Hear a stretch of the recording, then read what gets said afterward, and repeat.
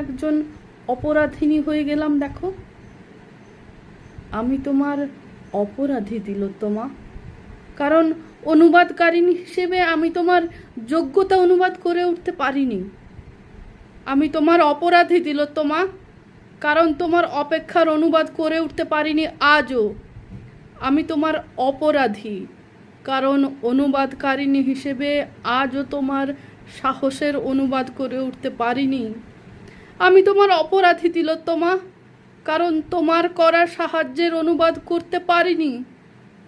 আমি তোমার অপরাধী তিলোত্তমা, কারণ তোমাকে করা উপেক্ষার, তোমার বিচারকে করা উপেক্ষার অনুবাদ করতে পারিনি এখনো।